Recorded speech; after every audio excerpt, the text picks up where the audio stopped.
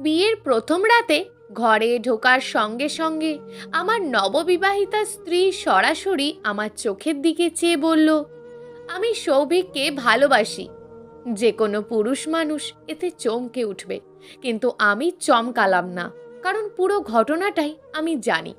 আমি আস্তে ধীরে খাটের ওপর এসে বসলাম। অসম্ভব সুন্দর লাগছে তিন্নিকে, যেন একটা জলপরী।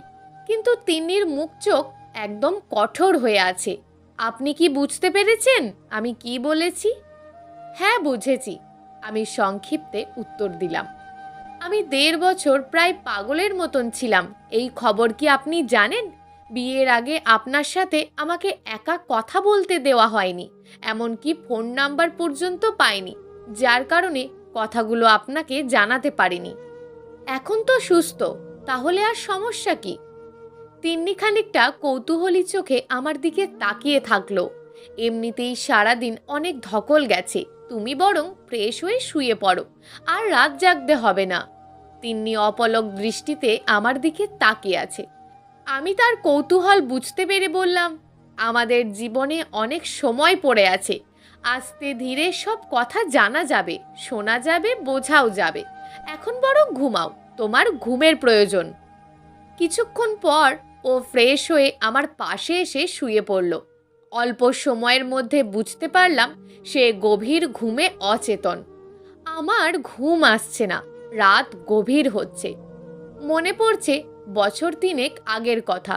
সন্ধ্যা তখন প্রায় 7:30। আমরা 3-4 জন বন্ধু গাজীপুর থেকে ফিরছিলাম।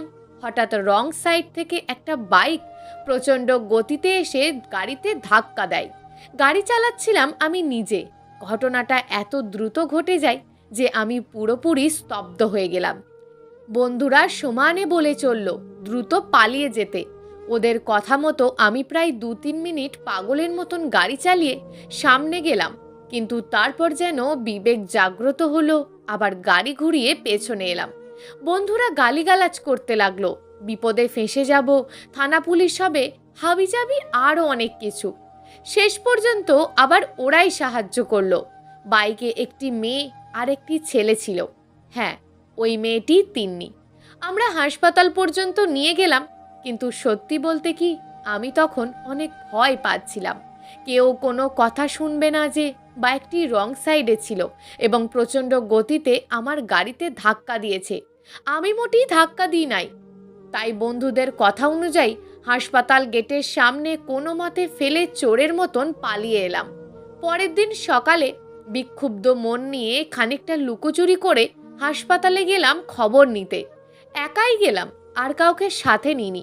প্রচণ্ড মন খারাপ হলো, ছেলেটি মারা গেছে। মেয়েটির অবস্থাও আশঙ্কাজনক, মাথায় প্রচণ্ড আঘাত পেয়েছে। আমার কিছু করার ছিল না। তারপর থেকে চুপচাপভাবে নিয়মিত খবর নিতাম। তিন্নি শারীরিকভাবে সুস্থ হয়ে গেলেও মানসিকভাবে পুরোপুরি বিপর্যস্ত হয়ে যায়। সৌভিকের মৃত্যু সে কোনোভাবেই মেনে নিতে পারেনি। ওদের অনেক দিনের সম্পর্ক ছিল, এমনকি বিয়ের কথাবার্তাও চলছিল। তিন্নি শিক্ষিত এবং সুন্দরী হওয়া সত্ত্বেও তার বিয়ে হচ্ছিল না। খুবই স্বাভাবিক ব্যাপার, কারণ আশেপাশের পাড়া প্রতিবেশী সবাই জানতো মেয়েটি মানসিকভাবে খানিকটা বিকারগ্রস্ত ছিল। সে এখন সুস্থ স্বাভাবিক, কিন্তু তারপরেও প্রত্যেকেই সেই কথা মনে রেখেছে। প্রতিটি বিয়ে ভেঙে যেতে লাগলো, আর তিন্নি নিজেও বিয়ে করতে চাইছিল না। আমি জানি আমার কোনো দোষ ছিল না, কিন্তু তারপরেও চোখের সামনে এরকম একটা মৃত্যু কেমন যেন লাগছিল। আমার বন্ধুদের কথায় যদি আমি সেই সময়টা নষ্ট না করতাম, তাহলে কি ছেলেটা বেঁচে থাকতো? আসলে আমি ভীষণ ভয় পেয়ে গিয়েছিলাম। ভাবতে ভাবতে কখন যে ঘুমিয়ে পড়েছি মনে নেই। সকালবেলা মা ফিসফিস করে আমাকে বললেন, কিরে, তোর বউ এখনো ওঠেনি? কাল সারাদিন ওর ওপর দিয়ে অনেক ধকল গেছে মা, একটু ঘুমাক। তোর ওপর দিয়েও তো গেছে, বাড়ির বউ সে, একটু পরে সবাই দেখতে আসবে। মা কিছুটা ঝাঁঝের স্বরে বললেন, দেখতে আসলে বসাবে, চা নাস্তা খাওয়াবে, আমি আস্তে ধীরে তিন্নিকে ডেকে দেব। বলেই নিজের বেডরুমে এলাম। ততক্ষণ তিন্নি উঠে গেছে, ফ্রেশ হচ্ছে। আমার দিকে চোখ ফিরিয়ে বলল, আমি শাড়ি পরতে জানি না। পরতে হবে না। তোমার কাছে কি কোনো সালোয়ার কামিজ আছে? আছে আমার লাগেজে। তাহলে তাই পরো। তিন্নির চোখে মুখে অনেকটাই কৌতূহল। মেহমানদের সামনে তিন্নি খুব সহজ, সাধারণ আর স্বাভাবিক আচরণ করল। যদিও মা আমাকে একপাশে ডেকে নিয়ে বললেন, নতুন বউ গয়নাগাটি ছাড়া সালোয়ার কামিজ পরে বসে আছে, এটা কেমন কথা? যতই মডার্ন মেয়ে হোক না কেন। আমি দূর থেকেই মাকে দেখালাম তিন্নি কেমন প্রাণোচ্ছলভাবে মেহমানদের সাথে কথা বলছে, এবং ওরাও কথা বলে খুব অসন্তুষ্ট তো বলে আমার মনে হলো না। মা শোনো, আমরা গ্রামের বাড়িতে থাকবই 1-2 দিন, তারপর তো চলেই যাব। তুমি প্লিজ শাশুড়ি বউ ড্রামাটা করো না, দোহাই লাগে। মা আমার মুখের দিকে তাকিয়ে হেসে ফেললেন। আচ্ছা যা, করব না, তোদের সুখেই আমার সুখ। তিন্নিকে নিয়ে নিজের ফ্ল্যাটে ফিরে এলাম। শুরু হলো আমাদের একান্ত জীবনযাপন। তিন্নি মাঝে মাঝেই সৌভিকের কথা বলে, স্বামী হিসাবে আমার ঈর্ষান্বিত হওয়া উচিত, কিন্তু কেন যেন আমার খুব কষ্ট লাগে। আমাকে কষ্ট পেতে দেখে ওর কৌতূহল দ্বিগুণ বেড়ে যায়। আচ্ছা, আমি যে আমার বয়ফ্রেন্ডের কথা বলি, তোমার খারাপ লাগে না? না, প্রথম ভালোবাসা ভোলা যায় না। তোমার কেউ ছিল? ছিল, কিন্তু তার গল্প তোমার সাথে আমি করব না। সে আমাকে ধোঁকা দিয়েছে। আসলে আমার জীবনে কোনো প্রেম ছিল না। এখন যদি তিন্নিকে আমি এটা বলি, ও স্বাভাবিকভাবে হয়তো নেবে না। ওর মনে হবে আমি কোনো কিছু লুকাচ্ছি, তাই এই মিথ্যেটা বলতেই হলো। আমার প্রথম ভালোবাসা তিন্নি। জমাট বাঁধা সেই ভালোবাসা ধীরে ধীরে ছড়িয়ে ছিটিয়ে পড়ছে তিন্নিকে ঘিরে। জানি না ও আমাকে কখনো ভালোবাসতে পারবে কিনা, কিন্তু আমাদের সম্পর্ক অনেকটাই সহজ, স্বাভাবিক হয়ে গেছে। এজন্য আমাকে অনেক স্যাক্রিফাইস করতে হচ্ছে। মাঝে মাঝে গভীর রাতে তিন্নি কেঁদে ওঠে। ওকে আমি সান্ত্বনা দিই। ও নিজেও ব্যাপারটা বুঝতে পেরে তখন চুপ করে যায়। চারিদিকে ঝিঝি পোকা ডাকছে। আমি আর তিন্নি বসে আছি ব্যালকনিতে। অন্ধকার রাত, 2-1টা তারা জ্বলজ্বল করছে। মানুষ মরে গেলে নাকি তারা হয়ে যায়, এটা কি সত্যি তিন্নি?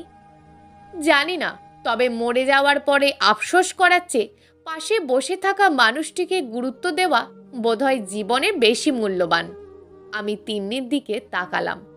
আলো আঁধারিতে শ্যামবরণ মেয়েটিকে অপূর্ব লাগছে।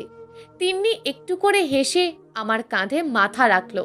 আমার ইচ্ছে করছিল তিন্নিকে সমস্ত ঘটনা খুলে বলি, কিন্তু পরক্ষণেই মনে হলো থাক না কিছু অজানা কথা। মেয়েটা এই মাত্র বাঁচার স্বপ্ন দেখা শুরু করেছে। হঠাৎ করে তার বেঁচে থাকার স্বপ্ন আমি কেড়ে নিতে পারি না। আমি যে তাকে বড্ড বেশি ভালোবাসি। তারপর ধীরে ধীরে তিন্নি নিজে থেকে আমার সব কিছুর দায়িত্ব নিতে শুরু করে, আর আমি অবাক হই। আমি মনে প্রাণে চেয়েছিলাম ওর ওপর পুরোপুরি সঁপে যেতে, কিন্তু কখনো সাহস হয়নি। আমি খেয়াল করলাম আমি ওকে কিছু বললেই ও কেমনভাবে তাকায়। অদ্ভুত সেই দৃষ্টি, মায়ায় ভরপুর সেই দৃষ্টি। একদিন আমি তিন্নিকে ডেকে বললাম, তিন্নি, এটা তোমার। বলেই ওর হাতে একটা শাড়ির প্যাকেট ধরিয়ে দিলাম। ও সেটা দেখে ভীষণ খুশি, কিন্তু পরক্ষণেই বলল, আমি তো শাড়ি পরতে পারি না। আমি বললাম, যদি তোমার অনুমতি থাকে আমি সাহায্য করতে পারি। তিন্নি লজ্জায় লাল হয়ে বলল, আচ্ছা। তারপর আমি নিজের হাতে তাকে শাড়ি পরিয়ে সুন্দর করে সাজিয়ে দিলাম। এইভাবেই একটা সম্পর্ক ধীরে ধীরে একটা মায়ার বন্ধনে জড়িয়ে যেতে লাগলো। হঠাৎ একদিন রাতে প্রচণ্ড ঝড় বৃষ্টি শুরু হলো, আর সেই রাতে তিন্নি খুব জ্বরে কাঁপছিল। আমি কি করব ভেবে না পেয়ে ওর মাথার কাছে বসে জলপটি দিতে থাকি। এত রাতে ডাক্তার কই পাবো, আর বাইরে ঝড় বৃষ্টিতে কাকেই বা ডাকবো, কিছু বুঝে উঠতে পারছিলাম না। সারাটা রাত আমি একভাবে তিন্নির কাছে বসে ওর মাথায় হাত বুলিয়েছি। পরের দিন সকালে তিন্নির জ্বর কমলে তিন্নি চোখ খোলে। তিন্নি চোখ খুলেও তার জ্বরের প্রভাব তখনও কাটেনি। আমি ওর পাশ থেকে উঠে যেতে চাইলে ও আমার হাতটা ধরে আর জ্বরের ঘোরেই বলতে থাকে, যেও না আমায় ছেড়ে। আমি তিন্নির মাথায় হাত রেখে বলি, আমি কোথাও যাইনি। তারপর ধীরে ধীরে তিন্নি সুস্থ হয়ে ওঠে। তারপর থেকেই লক্ষ্য করতাম তিন্নি কিছু বলতে চায় আমায়, কিন্তু বলতে পারে না। আমিও সাহস করে জিজ্ঞাসা করি না। একদিন খাবার টেবিলে বসে খাবার খাচ্ছিলাম, ঠিক তখনই তিন্নি বলে উঠল, আমি তোমায় কিছু বলতে চাই। আমি খাওয়া শেষ করে বললাম, হ্যাঁ তিন্নি বলো। তিন্নি আমার হাত দুটি ধরে বলল, কিছু কথা তোমায় বলার ছিল। আমার জীবনের সমস্ত ঘটনা তোমার জানা, ঠিক তেমনই তোমার জীবনেও কিছু ঘটনা যা তুমি আমার কাছ থেকে গোপন রেখেছ, সেটাও আমি জানি। তিন্নির কথা শুনে আমি চমকে উঠলাম। তিন্নি কি তবে সব কিছু জেনে গেছে? ও কি আমায় ছেড়ে চলে যাবে? কিন্তু তিন্নি বলল, তোমার ডায়েরি পড়ে আমি সেদিনের এবং তার পরের ঘটনা জানতে পারি। আর সেদিনের সেই ঘটনা জানতে পেরেই আমার জ্বর চলে আসে। আমি মানসিকভাবে আবারও ভেঙে পড়ি। কিন্তু সেই রাতের পর থেকে আমি উপলব্ধি করি, ভুল মানুষ মাত্রই হয়, কিন্তু শুধু তার ভুলগুলো দেখে বিচার করা উচিত নয়। ওই রাতের ঘটনা যেমন সত্যি, তেমন তো এটাও সত্যি যে আমার এই অন্ধকারময় জীবনে আবারও আনন্দ, বেঁচে থাকার খোরাক জুগিয়েছ। আমার পাশে থেকে আমার সেবা করেছ, আমার কান্নার সঙ্গী হয়েছ। যখনই কষ্ট পেয়েছি আমি তোমাকে আমার পাশে পেয়েছি। আমি এগুলো কি করে ভুলে যাই বলো? আমি যে নিজের অজান্তেই তোমায় ভালোবেসে ফেলেছি।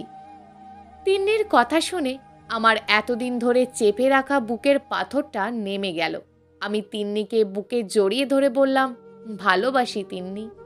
আজ আমাদের মধ্যে সবকিছু পরিষ্কার, নেই কোনো লুকোচুরি, নেই কোনো ভয়। প্রিয় দর্শক, এই গল্পটা আপনাদের কেমন লাগলো তা অবশ্যই একটি কমেন্ট করবেন। আর যদি গল্পটা আপনাদের ভালো লেগে থাকে তাহলে ভিডিওটিতে একটি লাইক করে দেবেন এবং এই ধরনের ভিন্ন স্বাদের গল্প শোনার জন্য চ্যানেলটিকে অবশ্যই সাবস্ক্রাইব করে আমাদের সঙ্গে যুক্ত থাকুন।